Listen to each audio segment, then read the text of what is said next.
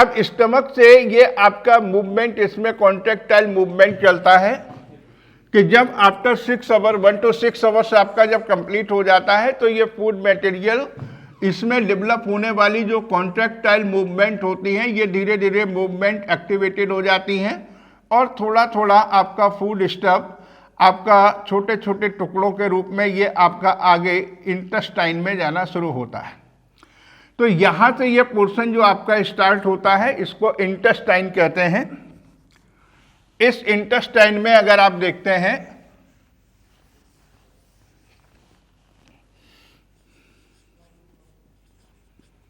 Intestine, इसके 3 part हैं।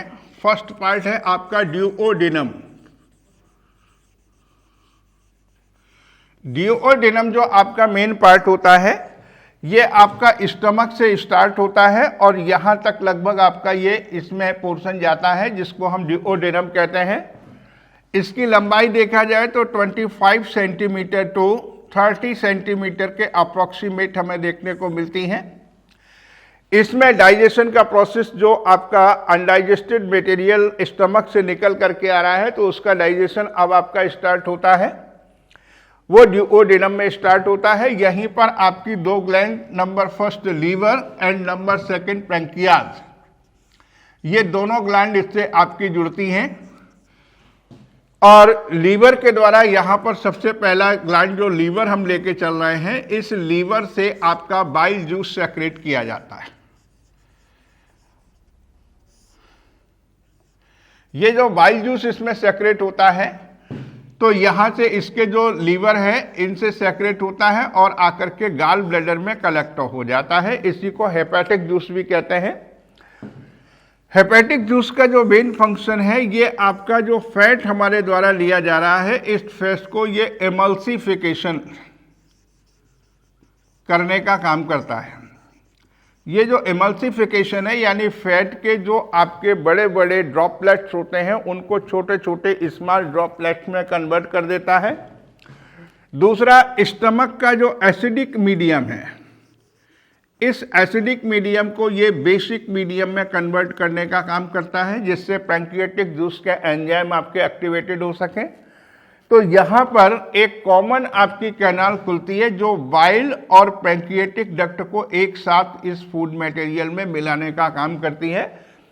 इसीलिए इसको हेपेटिक पैंक्रियाटिक डक्ट के नाम से हम जानते हैं, जिससे bile juice plus pancreatic juice दोनों ही आपके आते हैं। लीवर हमारे बॉडी की लगभग सबसे बड़ी ग्लैंड आपकी होती है तो बिग ग्लैंड के रूप में भी इसका हम स्टडी करते हैं। और प्लस इसमें देखा जाए इसका जो वेट है लगभग 1.5 kg, 1 to 1.5 kg के लगभग इसका आपका वेट रहता है। वैसे तो इसके कई फंक्शन हैं लेकिन यहाँ डाइजेशन के रूप में देखा जाए तो ये फैट को एमल्सिफिकेशन करने का काम करता है। अब आते हैं इसमें ड्यूओडेनम फर्स्ट पार्ट होने के बाद में सेकंड पार्ट जो इसका स्टार्ट होता है वो पार्ट है आपका इसमें जेजुनम। जेजुनम जो आपका होता है ये लगभग आपका 2.5 से लेकर के मीटर, ये पोर्शन जो आपका इसमें होता है ये आपका यहाँ से स्टार्ट होता है और ये आगे इलियम तक जाता है। इसमें फूड मटेरियल का कंप्लीटली डाइजेशन होता है, लेकिन इसके पहले हम पैंक्रियास ग्लैंड के बारे में समझ लें। पैंक्रियाटिक ग्लैंड जो आपकी होती है इससे पैंक्रियाटिक जूस का सेक्रेशन होता है। इस पैंक्रियाटिक जूस में भी आप देखा जाए तो बहुत से एंजाइम आपके होते हैं जो इसके डाइजेशन के लिए आपके उपयोगी होते हैं। तो सबसे पहले हम लेते हैं यहाँ पर आपका प्रोटीन डाइजेशन। प्रोटीन का कुछ तो आपके स्टमक में डाइजेशन होता है, फिर ये आपका यहाँ पर ट्रिप्सिन एंजाइम के द्वारा, एंजाइम प्रोटीन के ऊपर क्रिया करता है और ये इसको पेप्टाइड प्लस पॉलीपेप्टाइड में कन्वर्ट कर लेता है। ये प्रोटीन का डाइजेशन होता है। इसी ढंग से इसमें दूसरा प्रोटीन डाइजेस्टिव एंजाइम होता है काइमोट्रिप्सिन। ये भी प्रोटीन के ऊपर ही आपका फंक्शन में आता है और इससे आपके ये पेप्टाइड में कन्वर्ट कर देता है। इसके बाद इसमें जो एंजाइम आपके होते हैं कार्बोक्सीपेप्टिडेज।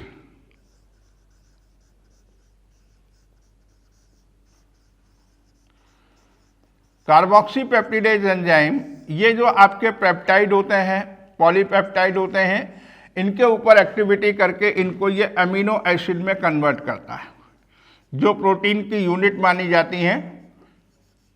तो अमीनो एसिड से ही प्रोटीन का फॉर्मेशन होता है, तो यहाँ तक ये आपका इसको इसमें कन्वर्ट कर देता है। साथ में यहाँ पर लाइपेज होता है। लाइपेज ये फैट जो आपका होता है, तो शेष बचे हुए फैट के ऊपर ये क्रिया करता है और इनको फैटी एसिड प्लस ग्लाइसिरॉल में कन्वर्ट कर देता है। तो फैट का, प्रोटीन का ये जो डाइजेशन हुआ, इसी के साथ में यहाँ पर डीएनए और आरएनए, जो आपके सेल्स में डीएनए होते हैं, तो यहाँ पर डीऑक्सी राइबो न्यूक्लियेज एंजाइम होते हैं। ये इनको न्यूक्लियोटाइड यानी इनकी छोटी छोटी यूनिट्स में कन्वर्ट कर देता है। इसी के साथ यहाँ पर आरएनए होता है, राइबो न्यूक्लिक एसिड, तो इनके ऊपर भी आपका राइबो न्यूक्लियेज एंजाइम क्रिया करके इनको छोटे छोटे राइबोटाइड्स में तोड़ने का काम करता है। तो ये जो प्रोसेस आपकी है, ये पैंक्रियाज ग्लैंड से निकलने वाले पैंक्रियाटिक जूस की है। जैसा अभी हमने आपको पढ़ाया कि सैलिवरी ग्लैंड से निकलने वाला सलाइवा की मात्रा भी क्या थी, 1 लीटर टू 1.5 लीटर स्टमक से जूस निकलता है। आपका जो पैंक्रियाटिक जूस है, इससे भी आपका पैंक्रियाटिक जूस की भी मात्रा लगभग 1 लीटर टू 1.5 लीटर होती है। इसी ढंग से अभी हमने लीवर आपका लिया था, लीवर से भी आपके लीवर जूस जो निकलता है, ये भी 1 litre to approximate 1.5 litre in 24 hours. यानी सैलिवरी ग्लैंड से निकलने वाला सलाइवा भी 1.5 लीटर, स्टमक से निकलने वाला स्टमक जूस जो आपका गैस्ट्रिक जूस कहलाता है 1 litre to 1.5 litre in 24 hours. इसी ढंग से आपका हेपेटिक जूस जो गाल ब्लैडर से बाइल जूस के रूप में सेक्रेट हो रहा है 1.1 से 1.5 लीटर, और इंटेस्टाइनल जूस भी आपका 1 से 1.5 लीटर होता है। तो ये डाइजेशन प्रोसेस आपकी होती है इंटेस्टाइन के पहले पैंक्रियाटिक जूस के द्वारा। तो पैंक्रियाटिक जूस से निकलने वाला ये जो डाइजेस्टिव जूस है, जिसमें आपके कौन कौन से एंजाइम पढ़ाए, सबसे पहला ट्रिप्सिन है और काइमोट्रिप्सिन, ये दोनों प्रोटीन के ऊपर एक्टिविटी करते हैं और प्रोटीन के ऊपर एक्टिविटी करके इनको पेप्टाइड्स और पॉलीपेप्टाइड्स में कन्वर्ट करने का काम करते हैं। इसी ढंग से जो कार्बोक्सीपेप्टिडेज है, ये पेप्टाइड पॉलीपेप्टाइड के ऊपर क्रिया करके अमीनो एसिड में कन्वर्ट करता है। लाइपेज फैट के ऊपर क्रिया करके फैटी एसिड और ग्लिसरॉल में कन्वर्ट कर देता है। डीएनए के ऊपर डीऑक्सीराइबोन्यूक्लियेज एंजाइम न्यूक्लियोटाइड में कन्वर्ट करता है और आरएनए के ऊपर आपके राइबोन्यूक्लियेज एंजाइम एक्टिविटी करके इसको भी छोटे छोटे इनके न्यूक्लियोटाइड्स में कन्वर्ट करने का काम करता है। तो जिससे अब आपके भोजन के डाइजेशन में जो भी कॉम्प्लेक्स मॉलिक्यूल्स थे, वो आपके छोटे छोटे पार्ट में डिवाइड हो जाते हैं। अब ये भोजन आपका पहुंचता है जेजुनम में। इंटेस्टाइन का जो सेकंड पार्ट है जेजुनम, जेजुनम में भी आपके कुछ एंजाइम निकलते हैं, जैसे ये आपका है एरेप्सिन। एरेप्सिन एंजाइम ये जेजुनम से आपका सेक्रेट होता है और इसके द्वारा इसमें जो आपका स्टार्च का शेष रहा हुआ पोर्शन होता है, उसको ये डाइजेस्ट करके उसको शुगर में कन्वर्ट करता है।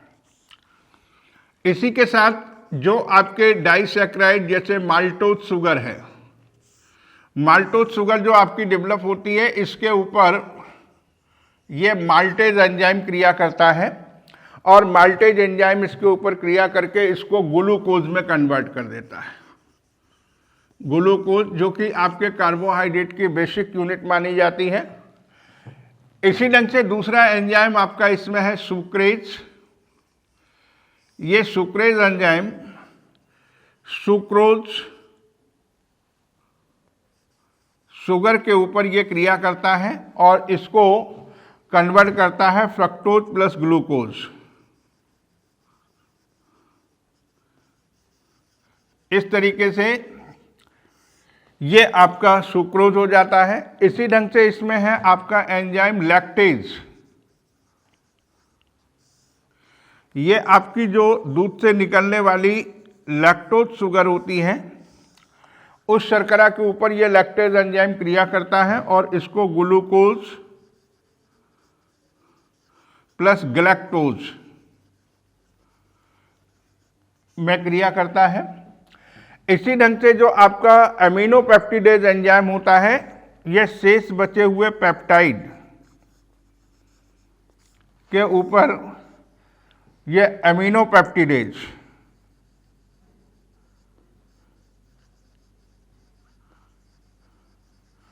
एंजाइम क्रिया करता है और इसको प्रोटीन के बेसिक यूनिट अमीनो एसिड में कन्वर्ट कर देता है। इसके बाद इसमें जो शेष बचा हुआ फैट होता है, फैट के ऊपर भी आपका इसमें lipase enzyme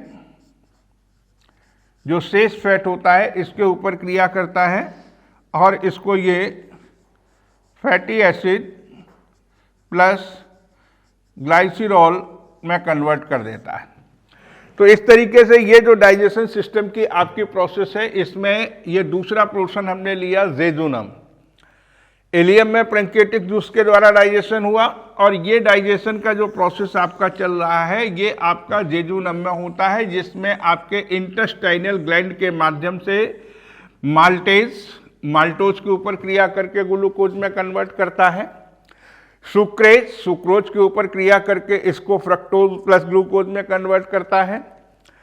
lactase enzyme lactose sugar के ऊपर क्रिया करके इसको ग्लूकोज प्लस लैक्टोज में कन्वर्ट कर देता है। इसी ढंग से पेप्टाइड अमीनो पेप्टिडेज जो पेप्टाइड शेष प्रोटीन रह गया था उसको अमीनो एसिड यूनिट में कन्वर्ट कर देता है। फैट फिर लाइपेज फैटी एसिड के द्वारा और ग्लिसरॉल में कन्वर्ट कर देता है। तो इस तरीके से ये प्रोसेस आपके जेजुनम में कंप्लीट हो जाती है। अब इसमें आफ्टर दैट जेजुनम को अगर आप देखते हैं तो जेजुनम से ये आपका जो फॉर्मूला बचा हुआ डाइजेस्टिव फूड होता है, अब ये आपका इसका जो थर्ड पोर्शन है इलियम, ये यहां से स्टार्ट होकर के यहां तक आपका आता है। इसकी इलियम को अगर आप देखते हैं, ये भी आपका लगभग 2.5 मीटर के लॉन्ग अप्रोक्सीमेट आपका पोर्शन है। इसमें देखे जाएं तो अंदर की तरफ इसमें जैसे इंटेस्टाइन को हम लेकर के चलते हैं तो इसमें अनेकों आपके ये छोटे छोटे फिंगर लाइक प्रोसेसेस डेवलप होते हैं। इन फिंगर लाइक प्रोसेसेस को इसमें विलाई कहते हैं और ये बोथ पोर्शन हमें इस तरीके से देखने को मिलता है जिससे इसके ऑब्जर्वेटिव एरिया को डेवलप किया जा सकता है। ये ऑब्जर्वेटिव एरिया को बढ़ाने के लिए उपयोग में आते हैं। तो हमारे इसमें जैसा हमने बताया कि ये जो इलियम वाला पोर्शन होता है इसका मेन फंक्शन होता है कि डाइजेस्टेड फूड मटेरियल जो हमारे हैं उनको एब्जॉर्ब करना। और ये जो एब्जॉर्बिंग मटेरियल का है तो इसके लिए अगर हम एक इलियम को आपके इनलार्ज करके देखते हैं तो हमें ये स्ट्रक्चर इसमें देखने को मिलता है।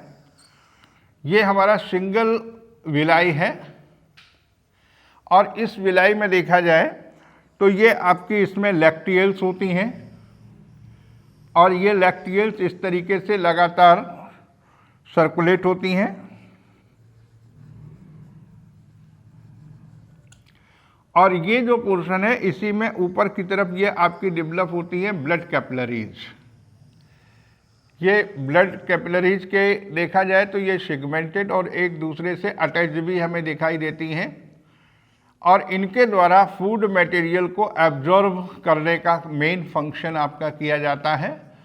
तो इसमें दोनों पोर्शन आपके डिफरेंट टाइप से फंक्शन में आते हैं कि जो आपका डाइजेस्टेड फूड मटेरियल हमारे माइक्रोबिलाई के कांटेक्ट में है, इससे higher concentration pass to lower concentration process के माध्यम से लिया जाता है। अब इसमें जैसे ये आपका ग्लूकोज है, डाइजेस्टेड आपका फ्रक्टोज है, गैलेक्टोज है, एमिनो एसिड है, विटामिन्स हैं, मिनरल्स है और इसके साथ में फैटी एसिड है, ग्लाइसरॉल है। ये सभी आपके इस फूड के डाइजेस्टिव मटेरियल के रूप में इसके कांटेक्ट में आते हैं। अब आप देखें तो इस डाइजेस्टिव फूड मटेरियल में glucose, fructose, galactose, amino acid, vitamins, minerals, fatty acid, glycerol, इनकी कंसंट्रेशन हायर होती है और ब्लड में इनकी कंसंट्रेशन कम होती है।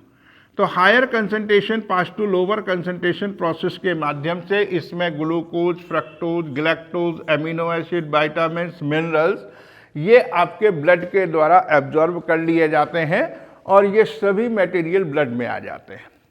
ब्लड में होकर के फिर ये ब्लड की जो आपकी ब्लड कैपिलरीज होती हैं ये आपका धीरे धीरे मूव करती हैं और मूव करके आपके हेपेटिक पोर्टल सिस्टम के माध्यम से आपके लीवर तक पहुंचा दिए जाते हैं, जिससे लीवर के द्वारा इनको ले लिया जाता है। इसी ढंग से अब ये फैटी एसिड जो आपका बचता है इसका आपका एब्जॉर्बिशन ब्लड के द्वारा नहीं होता है, बल्कि इनका एब्जॉर्बिशन आपके लैक्टियल्स के द्वारा होता है। तो इसको ये लैक्टियल्स एब्जॉर्ब करती हैं और इनको लेकर के आपके लैक्टियल्स लिम्फ डक्ट तक ले जाती हैं। अब इसमें एब्जॉर्ब किए हुए फूड मटेरियल लीवर में पहुंचते हैं।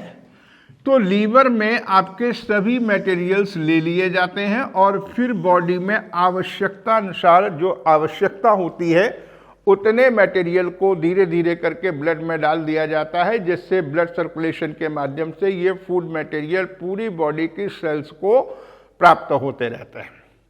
अब इसमें नेक्स्ट पोर्शन जो आपका आता है लार्ज इंटेस्टाइन। लार्ज इंटेस्टाइन का जो पोर्शन है वो इसके बाद में आपका डेवलप होता है। यहाँ से ये जो पोर्शन देख रहे हैं ये लार्ज इंटेस्टाइन है। इसके 3 पार्ट होते हैं।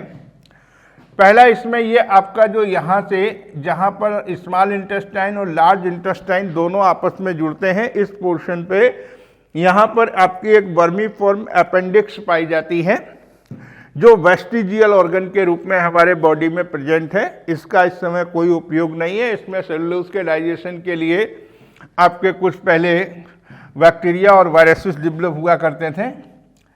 यहाँ से यह भोजन अब आपका लार्ज इंटेस्टाइन में आता है।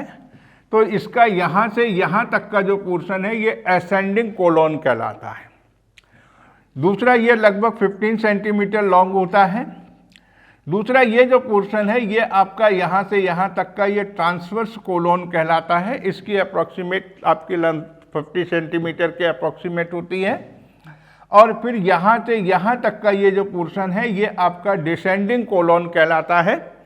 इसकी भी लेंथ लगभग 15 सेंटीमीटर हमें देखने को मिलती है, 25। तो ये जो डिसेंडिंग कोलोन है ये 25 सेंटीमीटर का होता है। ट्रांसवर्स कोलोन जो आपका होता है ये लगभग 50 सेंटीमीटर का होता है और 15 सेंटीमीटर के अप्रॉक्सीमेट ये आपका असेंडिंग कोलोन वाला पोर्शन होता है। अब इसमें जो डाइजेशन के बाद एब्जॉर्ब होने के बाद में बचा हुआ शेष फूड आपका अनडाइजेस्टेड मटेरियल होता है वो आपका धीरे धीरे करके कहाँ पहुँचता है, असेंडिंग कोलोन में। असेंडिंग कोलोन में अब इसमें आपके कुछ बचे हुए जो मिनरल्स होते हैं, साथ में जो आपका यूजफुल वाटर होता है, इनको एब्जॉर्ब किया जाता है और ये धीरे धीरे अब आपका वेस्टेज मटेरियल यहाँ से ट्रांसफ़र होता हुआ आपका रेक्टम तक पहुँच जाता है। रेक्टम में ये आकर के कलेक्ट होता है, जहाँ से समय समय पर इसको बॉडी से एगेशन प्रोसेस के माध्यम से शरीर से बाहर निकाल दिया जाता है। रेक्टम जो आपका है ये भी लगभग 15 सेंटीमीटर लेंथ का होता है और इसमें नीचे की तरफ जो आपका पोर खुलता है उसको हम इसमें एनस कहते हैं। तो ये प्रोसेस आपको हमने आज डाइजेस्टिव सिस्टम का स्ट्रक्चर क्या है, उसके स्ट्रक्चर में कौन कौन से पार्ट आपके हैं और उसके साथ में इसके प्रत्येक पार्ट का फिजियोलॉजी किस तरीके से काम करता है वो हमने आपको वकल कैविटी से लेकर के स्टमक, लीवर, पैंक्रियाज और साथ में स्मॉल इंटेस्टाइन, ड्यूओडेनम, जेजुनम, इलियम और इसके बाद लार्ज इंटेस्टाइन को हमने डिस्क्रिप्टिव तरीके से आपको ये दिया है। इसको आपको कंप्लीट करना है और ये टॉपिक आपका यहीं समाप्त होता है। नेक्स्ट टॉपिक आपका इसमें रेस्पिरेशन सिस्टम या एक्सक्रीशन सिस्टम में से कोई एक लिया जाएगा। धन्यवाद।